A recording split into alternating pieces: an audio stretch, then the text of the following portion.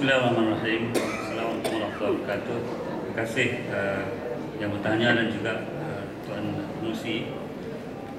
Pertamanya saya nak respon berkenaan dengan pendekatan United Nations berkenaan dengan isu-isu hak asasi manusia, termasuklah isu LGBT.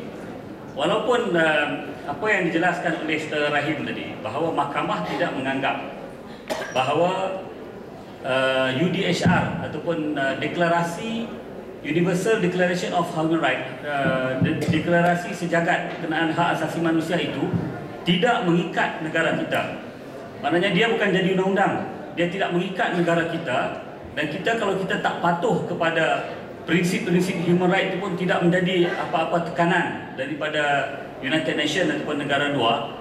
Tetapi sekarang ini, selepas daripada tahun 2005, United Nations, Pertubuhan Hak Asasi Pertubuhan Bangsa-Bangsa Bersatu telah meluluskan satu badan yang dinamakan United Nations Human Rights Council, UNHRC. Human Rights Council ini, tugas dia ialah memastikan ataupun memerhati negara-negara anggota United Nations termasuk Malaysia mematuhi ataupun melaksanakan prinsip-prinsip dalam UDHR itu. Tiap-tiap 4 tahun sekali, setiap negara mesti melaporkan kepada UNHRC ini tentang pematuhan dan juga pelaksanaan kepada prinsip-prinsip UDHR. Jadi tuan-tuan bayangkan, human right ini dah bukan menjadi satu prinsip deklarasi begitu saja. Dia sekarang ini seolah-olah menjadi satu agama baru, di mana semua negara mesti patuh kepada prinsip human right. Dan prinsip-prinsip human right ini, masalahnya di kalangan Human Rights Council ataupun di kalangan pejuang-pejuang hak asasi, dia bukan sahaja perkara-perkara yang termaktub di dalam Human Rights Declaration itu saja. Dia tafsirkan apa saja, termasuk pemikiran-pemikiran baru berkenaan dengan sexual orientation ini pun dimasuk sebagai hak asasi juga. Tentang hak kanak-kanak, saya contohkan bagi satu Child Right Convention. Hak kanak-kanak salah satunya ialah pada ketika umur 18 tahun, kanak-kanak ini perlu diberi hak untuk memilih agama dia sendiri. Kerana dia kata agama yang dia pakai ketika dia dilahirkan adalah agama yang diimpos oleh ibu bapa dia. So apabila dia mencapai umur 18 tahun, dia perlu diberi hak untuk memilih agama dia sendiri. Ini salah satu contoh Child Right Convention yang berasaskan kepada UDHR punya pemikiran. Kalau kita adopt prinsip itu, maknanya apa? Anak yang kita lahir tu, kita azan, kita qomat sebelah telinga kanan, telinga kiri itu, bila dia sampai umur 18 tahun, kita bagi hak kepada dia, anakku, pilihlah agama yang kamu nak. Ini masalah dia. Kalau kita patuhi prinsip tersebut. Jadi alhamdulillah setakat ini kita tidak menerima artikel yang berkenaan itu. Kita buat reservation, kita reserve, kita tak nak pakai prinsip itu kepada negara kita. Tetapi berkenaan dengan isu LGBT ini, dia belum ada satu convention, cuma dia ada satu deklarasi, resolusi di bawah Human Rights Council ini yang mewajibkan negara anggota memberi hak kepada kumpulan ini. Dalam pengundian itu, negara-negara Islam kita tak cukup kuat, kita kalah. 19 negara Islam kita menentang resolusi itu. 22 negara lain menyokong. Afrika Selatan, US semua menyokong. Jadi sekarang ini apa yang boleh kita buat, negara-negara Islam boleh kita buat, kita bergabung di bawah negara-negara OIC, kita boikot apa saja perbincangan berkenaan dengan LGBT ini. Setakat ini kita boleh buat itulah. Tetapi kalau kita kerajaan yang menyokong amalan LGBT ini, dia mungkin mengambil pendekatan lain. Kalau kerajaan itu nanti dia mendukung human right ini sebagai agama dia, maka dia akan adopt apa yang saya katakan tadi. Orang Islam bebas menukar agamanya, budak-budak umur 18 tahun bebas memilih agama dia sendiri, LGBT perlu diberikan hak. Ini keadaan yang bakal berlaku kalau kita tidak menekankan bahawa Islam adalah agama negara, human right itu duduk bawah daripada Islam. Itu kita kena ubah pemikiran kita. Perkara yang pertama yang kita kena buat ialah mengubah set minda kita untuk menerima bahawa Islam adalah the religion of federation, agama negara yang mesti kita daulatkan. Dengan cara itu, bila kita berhujah di United Nations, kita boleh mengatakan bahawa LGBT ini kami tak boleh memberi hak kepada mereka kerana dia bercanggah dengan agama negara kami, iaitu agama Islam. Kita boleh berhujah begitu, insya-Allah. Perkara ini tak akan boleh menjadi satu budaya yang perlu diberikan hak. Itu isu yang pertama.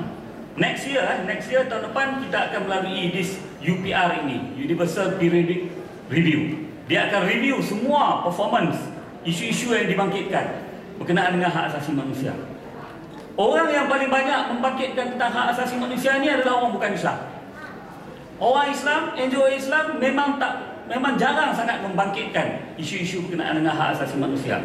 Dan oleh kerana itulah dalam annual report yang akan dikemukakan oleh Suhakam nanti, semua yang akan membangkit berkenaan dengan hak orang bukan Islam.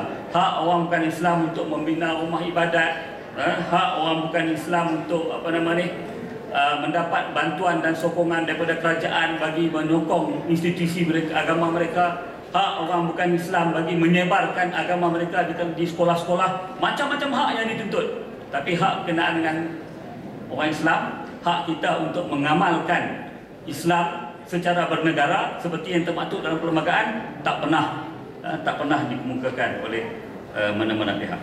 Kemudian yang kedua, isu berkenaan dengan dari segi undang-undang, kita nak menyekat kita memang dah ada dalam undang-undang. Dalam kertas saya itu saya lampirkan peruntukan undang-undang Seksyen 377 Kanun Keseksaan. Bukan sekadar amalan hubungan seks gay itu.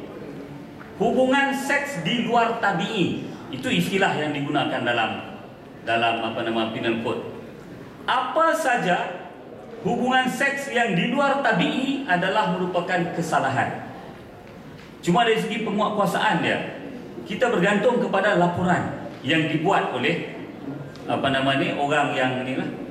Kalaulah orang tu tak melaporkan, of course kita tidak boleh nak menguatkuasa. Kita mana ada boleh pergi mengintai orang buat apa dalam selimut. Kita tak boleh pergi nak pergi mengintai-intai. Hatta saya pergi contoh bagaimana pegangan human right itu telah termasuk dalam pemikiran para orang alim ulama agama kita pun. Saya bagi contoh kesalahan khalwat. Kesalahan khalwat adalah antara lelaki dengan perempuan. Sebenarnya tujuan khalwat itu, undang-undang mencegah khalwat itu adalah untuk mencegah zina. Tetapi kita nak hukum orang berzina susah, kita perlukan 4 saksi.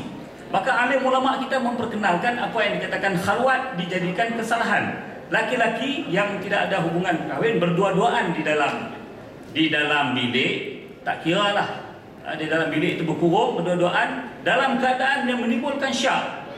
Orang tengok pelik, berdua-duaan dalam keadaan pelik, maka orang tu boleh dituduh berkhalwat. Kita tahu setengah orang tu dia dah berzina pun, tapi kita tak boleh nak tuduh dia berzina kerana kita tidak cukup 4 orang saksi, maka kita tuduh dia berkhalwat.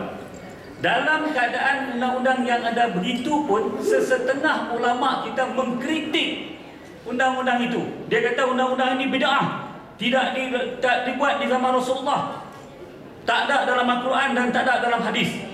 Sedangkan sebenarnya kita berdasarkan kepada maqasid syariah, iaitu kita nak mencegah orang daripada berzina. Maka sesiapa yang melakukan apa-apa langkah ataupun persediaan untuk berzina, orang tu dah boleh dituduh. Ini lelaki dengan perempuan lah, senang lah. Tapi kalaulah tuan-tuan bayangkan, kalau kita benarkan orang gay ini, amalan LGBT ini berlaku dalam masyarakat kita nak tuduh orang laki-laki dengan laki-laki yang masuk bilik pun kita nak charge mereka berkhalwat juga. Kan susah. Jadi masalah. Kita kena berjaga-jaga. Kalau sekarang ni kita risau anak remaja kita kalau perempuan kita risau kalau dia berkawan dengan laki-laki. Kalau budaya LGBT ini menular, anak perempuan kita berkawan rapat sangat dengan perempuan lain pun kita dah kena risau dah. Anak lelaki berkawan dengan lelaki pun kita akan risau. Jadi haru biru habis. Kerana apa? Kerana budaya seks, orientasi seks begini. Jadi oleh kerana itu, kita perlu tanamkan dalam pemikiran anak-anak kita. Pertama, pendidikan yang kita kata, pendidikan agama tadi lah. Yang keduanya, kita kena kena tanamkan kebencian, seperti yang saya sebut tadi kan, kesedaran itu kepada anggota masyarakat, kepada student kita, bahawa orientasi seks ataupun perlakuan seks sebegini adalah merupakan suatu yang dikutuk oleh Allah Subhanahu Wa Taala dan dikutuk oleh masyarakat. Jadi kalaulah masyarakat ataupun umat Islam mengutuk perbuatan ini, maka tak timbullah isu orang nak tuntut tentang seksualiti mereka. Jadi pada saya sekarang ini, kita kena gasak dan kita kena hentam, kutuk, hina, cerca, apa benda lagi perkataan yang agenda seksualiti mereka tu kita kena kutuk habis-habisan. Kita tak boleh nak tolerate sikit pun, tak boleh tolerate.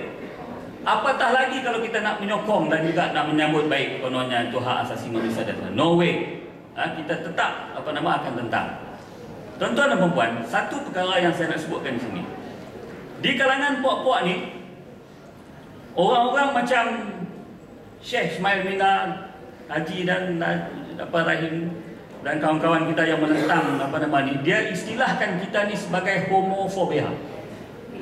Dia kata kita ni orang yang takut sangat kepada golongan homo. Saya tak kisahlah you nak kata homofobia atau homo apa, memang kita menentang habis-habis kelompok amalan seks sebegini. Kemudian saya nak sentuh juga berkenaan dengan apa yang disebutkan oleh tuan kita daripada Gombak tadi. Kita diasak daripada berbagai ini dan kita tidak tahu respon. Orang Melayu lemah dan kita tidak tahu ke mana. Memang betul apa yang tuan fikirkan. Dan sebenarnya saya telah menghadapi perkara ini lebih 10 tahun yang lalu. Apabila kes-kes yang kita kendalikan, saya bagi contoh. Kes berkenaan dengan isu fatwa. Sekarang baru kita dengar tentang ini. Sebenarnya kes berkenaan isu fatwa ni telah berbangkit lebih kurang dalam 7-8 tahun yang lalu. Apabila seorang pengikut ajaran sesat, Ayah Pin dan Kaha, dia menentang fatwa dan dia cuba dengan bantuan daripada kumpulan peguam-peguam Human Rights Bar Council, dia challenge di Mahkamah Persekutuan untuk mengatakan fatwa adalah merupakan perkara yang bercanggah dengan perlembagaan persekutuan dan harus dibatalkan. Dah lama dah. Dan kita dah tentang perkara ini. Tetapi yang menjuarai penentangan kepada fatwa ini adalah kawan-kawan kita di dalam kelompok human right lawyers, di kalangan parti yang mempeloporikan sangat hak-hak asasi manusia dan kebebasan berfikir. Dan tuan-tuan jangan terkejut, ada juga seorang bekas mufti dan seorang mufti juga pun mempertikaikan kenapa fatwa ini tak boleh di-challenge. Tuan-tuan bayangkan, kalau kita boleh challenge fatwa, apa akan terjadi kepada semua pegangan dan amalan kita hari ini? Semua kita nak bawa pergi mahkamah. Semayang zuhur 4 rakaat, kita bawa pergi mahkamah challenge. Kenapa 4 rakaat? Bagi mahkamah putuskan. Keadaannya akan menjadi begitu. Jadi sebab itu kita katakan kita kena hati-hati. Umat Islam kena hati-hati. Ada perkara yang berkaitan dengan hak asasi manusia. Hak kebebasan ini ada perkara yang in our favor. Dan banyak perkara yang against us pada masa hari ini. Jadi kita jangan terikut-ikut, kita jangan membabi buta tuli menjadi pengikut kepada pejuang-pejuang hak asasi ini, kerana ia banyak akan menjejaskan kedaulatan Islam sebagai agama kita dan juga sebagai agama negara. Kalau kita sedar tentang perkara ini, insya-Allah perkara kebimbangan yang tuan sebutkan tadi kita boleh atasi. Wallahu a'lam. Bismillahirrahmanirrahim. Saya nak bawa satu senario macam mana kita punya kekeliruan terhadap isu ini. Dalam masyarakat kita sekarang ada yang menuntut supaya diberikan hak supaya puak-puak LGBT ini wujud. Ada satu lagi kelompok yang tidak mahu langsung wujud golongan sebegini. Termasuklah saya pun tak setuju ada wujud golongan LGBT ini wujud dalam negara kita. Saya tak setuju. Kita tak boleh biarkan golongan ini wujud. Kerana apa? Kewujudan mereka bermakna mereka hidup dalam keadaan menyanggahi undang-undang yang berkuat kuasa. Kerana undang-undang menjadi yang berkuat kuasa ialah orang tak boleh mengamalkan seks di luar tabi'i. Puak-puak LGBT ni dia memang hubungan seks adalah luar tabi'i. Jadi dia tak boleh wujud. Jadi sekarang ini siapa-siapa pihak yang berjuang ataupun yang menyuarakan supaya dilindungi hak orang-orang ni untuk wujud, orang itu tak layak, patut kita isytiharkan dia tak layak apa? Dia tak layak bertanding sebagai wakil rakyat. Dia tak layak terlibat dalam politik. Dia tak layak jadi ahli parlimen. Bukan kata dia mengamalkan. Kalau dia menyuarakan sokongan kepada itu pun sudah tak boleh. Dia dah hilang kelayakan. Macam baru ni ada satu wakil parlimen tu dia mencadangkan supaya orang yang mengamalkan LGBT ni hilang kelayakan daripada ahli parlimen. Saya kata bukan takat dia mengamalkan, dia menyokong ataupun bersimpati kepada kewujudan ini pun dia hilang kelayakan. Kalau dia lecturer, dia hilang kedudukan dia sebagai lecturer. Kalau dia lawyer, dia patut dihilangkan kedudukan dia sebagai lawyer. Kenapa? Kerana dia menyokong kewujudan sesuatu kelompok yang bercanggah dengan undang-undang. Dia rida bil maksiati maksiat. Orang yang rida kepada maksiat adalah maksiat. Orang rida kepada kufur adalah kufur. Kalau kita boleh buat pendekatan dan pendirian begitu hari ini, insya-Allah orang akan buka mata. Oh, serius sangat benda ni. Memang serius. Bukan kita main-main. Sebab benda ni, saya bagi contoh ada satu kelompok, dia orang ni bukannya kata dia bukan kata gay sangat, tapi dia menggunakan gay ini sebagai mata pencarian. Dia jadi pelacur. Yang di lorong-lorong belakang apa semua tu kan. Dia orang ni sebenarnya bukan gay yang asli. Dia orang ni berpura-pura jadi gay kerana dia orang nak cari ini RM30, RM40. Jadi siapa yang cenderung ni pergi lorong-lorong belakang tu untuk melakukan seks secara pintu belakang ni. Dia orang ni kita nak menguatkuasa undang-undang terhadap dia orang cukup susah. Sebab apa? Sebenarnya dia orang ni jantan.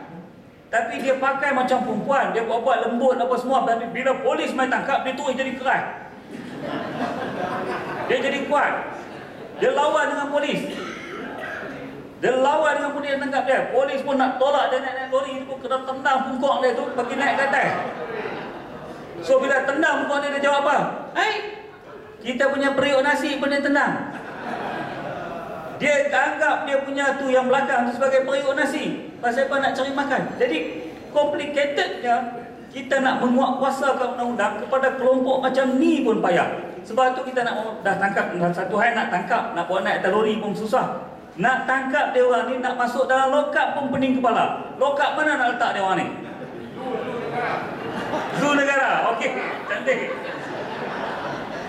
Kalau kita bawa naik dia masuk lokap, bubuh sama-sama dengan jantan yang penjenayah-penjenayah lain, dia orang tu problem. Memang payah dia orang ni. Itu yang hak terang-terang orang belakang ni.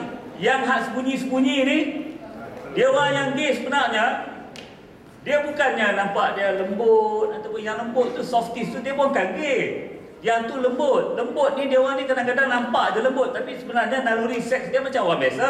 Tak ada masalah dia ni. Except that dia ni nampak macam, yalah, dia suka berpakaian, dia nampak lembut betul. Ada juga yang kecenderungan seksnya akhirnya pergi kepada sama lelaki tu ada. Dia orang ni setengah kelompok gay ni sekarang ni, dia orang dah wujud satu kelompok yang berprestij. Dia orang hidup dalam tempat-tempat yang high class.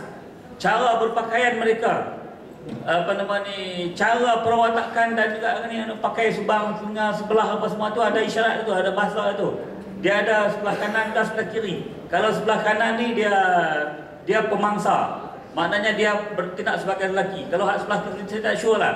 Sebab saya bukan pengamal tu.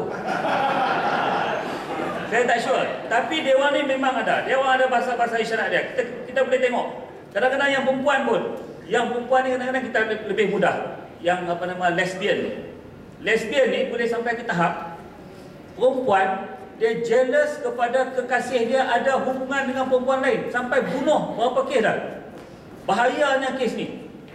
That's why kalau penguatkuasaan undang-undang kita, kalau kita nak kuat kuasa terhadap apa nama ni secara serius, memang apa nama ni agak apa nama susah. Tapi orang kata apa yang kita boleh buat, kita tangkap macam apa nama golongan apa nama lesbian ni, budak-budak perempuan ni, kita simpan dia selepas beberapa lama apabila hormon-hormon yang dia makan tu dah habis, dia akan back to apa nama natural. Dia akan ni lah. Tapi masalahnya sekarang ni, kita bila kita menangkap puak-puak human right ni tadi, puak-puak human right ni lah yang duk fight, yang mengatakan bahawa kita melayan dewan ni tidak sebagaimana orang lain. Kita menindas mereka, kita menangkap, kita harass. Yang ni lah yang sebenarnya yang menjadi masalah ni. Dan orang yang menyokong mereka inilah sebenarnya menjadi masalah yang meletakkan nama ataupun reputasi human right kita rendah di mata dunia. Jadi sekarang ni kita bukan hanya nak deal dengan orang yang terlibat, kita juga terpaksa deal dengan orang yang mempertahankan kelompok ni. Betapa peningnya kita. Jadi tuan-tuan, saya nak sebutkan di sini bahawa yang penting bagi kita ialah kita menanam kesedaran kepada kalangan anak-anak kita, saudara-saudara kita. Kalau dia tahu bahawa ada kawan-kawan dia ataupun kenalan dia yang mengamalkan kehidupan begini, dia sepatutnya laporkan kepada tu imam ke, laporkan kepada penguatkuasa agama ke, laporkan kepada polis supaya tindakan dan perlakuan mereka ini boleh dipantau. Kalau kita tahu tapi kita buat diam saja, lama-lama dia orang makin ramai. Dia kata masyarakat tak peduli ke dia, orang tak ambil kisah pun. Apa aku kisah? Dia kata lagu tu lah. Sekarang ni kita kena kisah. Kita tahu saja orang yang kelompok macam ni, kita kena lapor. Kalau student universiti, laporkan kepada fellow ataupun kepada apa nama dean, dekan, kepada warden, kita kena laporkan. Dan pelajar-pelajar yang mengamalkan cara hidup macam ni, mereka perlu diambil tindakan, disiplin. Tak boleh dibiarkan. Sebab apa, kalau mereka ni dibiarkan, dia keluar nanti dia jadi pemimpin ke, dia jadi pegawai ke, semua pegawai yang mengamalkan benda ni. Jadi kita kena apa nama kita sebutkan tadi bahawa kempen kita berkenaan dengan jijik dan kotornya amalan seks ini perlu kita apa nama dedah dan ketengahkan dalam masyarakat. Jadi so, saya bersetuju sangat apa nama ni TV ke, media ke mesti mewar-warkan bahawa budaya hidup, budaya seks macam ni adalah budaya liar, budaya songsang yang tak boleh dibiarkan untuk terus berkembang dalam masyarakat kita. Wallahu a'lam.